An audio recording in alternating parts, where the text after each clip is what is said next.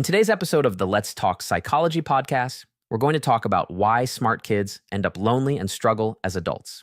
This audio recording includes subtitles, so you can follow along more intentionally and absorb the ideas at your own pace. Why is it that so many smart kids grow up feeling stuck, disconnected, and completely alone? They were supposed to be ahead of everyone else. They were praised, rewarded, told they'd go far. And yet somewhere along the way, that promise turned into pressure. That praise became a prison. And now, a lot of those same kids, the ones who once stood out, are struggling as adults. They can't find motivation. They feel socially behind.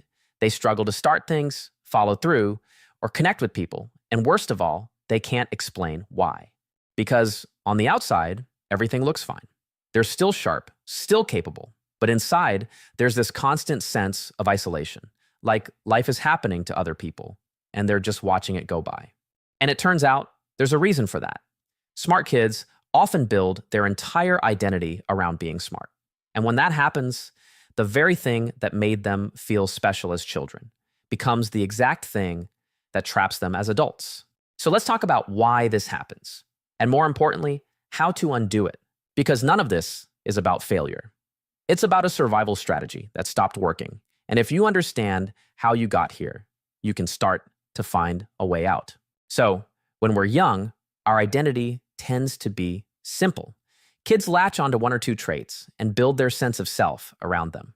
For example, a kid might base his identity as a person who likes Pokemon or chicken nuggets. It's all very one-dimensional, but that's normal.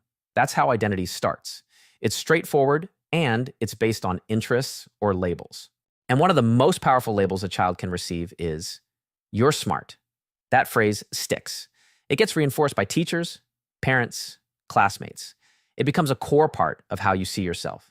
And for a while, it feels amazing. Being smart as a kid gives you praise, attention, and you basically live life on easy mode. You don't need to study as hard as everyone else. You pick things up quickly, and you stand out compared to the other kids. But here's the hidden cost. When you get praised for being smart, what people are usually praising is not hard work. It's effortless success. You were praised when you solved the problem quickly, when you got an A without trying, when you understood something the first time. And over time, you start to internalize a very dangerous idea. If I'm smart, things should be easy for me. And that belief will quietly sabotage everything once you grow older. Because the moment something isn't easy, when you struggle, when you fail, when you don't understand something right away, it doesn't feel like a normal challenge. It feels like a threat to your identity because you tell yourself, if I'm supposed to be smart, then why am I struggling? So instead of leaning into difficulty, you start avoiding it. You don't raise your hand unless you're sure. You don't play games unless you know you'll win. You don't pursue things you could love because they might expose you as someone who maybe isn't so smart. And slowly, your life starts to narrow. You only do what you're already good at. You stick to familiar territory. You protect your image and your identity of the perfect smart kid instead of trying new things. And that's the trap.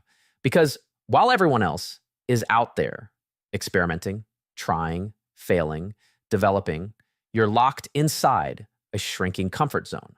And the longer that goes on, the harder it becomes to leave. And at some point, you realize you've built a whole identity on something that now feels fragile. You can't afford to fail. You can't afford to look stupid. You can't afford to threaten what you built your whole identity on. So you stall. And that's when the isolation starts to set in. Because when you stop growing, you also stop connecting. Think about it. Connection comes from shared activities, being on a team, going through awkward stages together, or working hard towards something.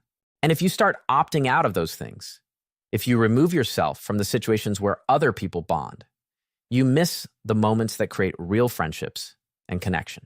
You don't join the club because you're afraid you'll be bad at it. You don't try the sport because it's unfamiliar. You avoid group projects because they frustrate you. And without realizing it, you start stepping out of the flow of social life. But you still crave connection, right? So what do? You lean on what you know, your intelligence. You try to understand people instead of relating to them. You analyze, you observe, you run simulations in your head. And this leads to something called cognitive empathy, where you can understand what others feel logically, but you don't emotionally engage with them. And it works. up to a point. You can navigate conversations. You can keep up socially. You might even seem charismatic on the surface. But underneath, you're exhausted. Because instead of just being with people, you're calculating. You're constantly thinking about what to say, how to respond, what they might be thinking. So now socializing also becomes something you have to be good at. And to avoid failing at it, you start avoiding it. This is where the loneliness deepens. But you're smart, right? You should be able to figure this out. So you start applying logic to emotional problems. You try to fix your self-esteem with rationality. You write out arguments to convince yourself you're fine. You analyze your own behavior to death. And none of it helps. Because intelligence wasn't designed to fix emotional pain. It's not a tool for self-worth. It's a tool for solving external problems. And when you try to use it to feel okay inside, it just keeps looping. Because there's no intellectual answer to the question, am I enough? That question can only be answered emotionally. And for smart kids, emotional growth is often the one thing that got left behind. And when the emotional pain becomes too sharp, when the loneliness starts to feel unbearable, that's when the ego steps in and forms one final defense. You tell yourself, I'm just different from other people. I don't relate because they're not as smart. I'm too deep for surface level friendships. And now, instead of admitting that you're lonely, you convince yourself that you're above everyone else. Not because you actually believe it, but because it hurts less than admitting you feel left out. This is what we call defensive arrogance. And it's one of the most isolating patterns you can fall into. It creates a wall between you and everyone else. And even when you want connection, the wall doesn't let you reach for it because connection requires humility. It requires presence. It requires being seen and vulnerable. So how do we fix this? The first step, and this is non-negotiable, is that you have to stop identifying as the smart kid. You have to let that identity go. Not because being intelligent is bad, but because basing your self-worth on it is toxic. When your value is tied to how easily you succeed, you will do everything in your power to avoid effort, avoid failure, and avoid situations that might prove you're not exceptional. You'll sabotage progress just to protect the illusion. And eventually, that illusion will collapse. So the fix is to build a new identity, not around being smart, but around being willing to grow. You stop asking, what will make me look intelligent? And you start asking, what will help me move forward? You stop protecting your pride and start embracing discomfort. You let yourself try things and be bad at them. You start showing up not to win, but to participate.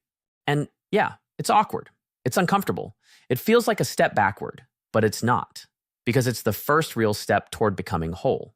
The old identity told you that your value came from being special. The new one reminds you that your value comes from being human. And being human means you're allowed to be uncertain. You're allowed to grow slowly.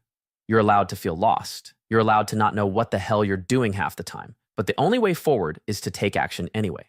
Not perfect action, not clever action, just honest, imperfect, human steps forward. So, if you're someone who feels stuck or numb or chronically disconnected, if you've spent your whole life trying to be the smartest person in the room and now you don't know how to be anything else, this is where you begin. You let go of the story. You stop trying to be impressive. You start trying to be real. Because you don't need to be the smartest person in the room to belong in it. You just need to be someone who's willing to show up, even when it's hard, even when it's messy, even when it's unfamiliar. And if you can do that, if you can stop clinging to the version of yourself that needs to be above it all, you'll start to feel something you haven't felt in a long time. Connection. Not because you earned it, not because you deserved it, but because you were finally willing to step down from the pedestal and into the world where the rest of the people live. And it turns out that world isn't so bad. In fact, it's the only place where you can truly be seen. And more importantly, it's the only place where you can finally feel at home. So if any part of this resonated with you, if you recognize yourself in these patterns or felt something click that you haven't quite been able to put into words before, leave a comment and let me know what stood out. Chances are you're not the only one who feels this way. And sometimes naming the pattern is the first real step to breaking it. Thanks for listening. Take care of your mind, and I'll see you in the next episode.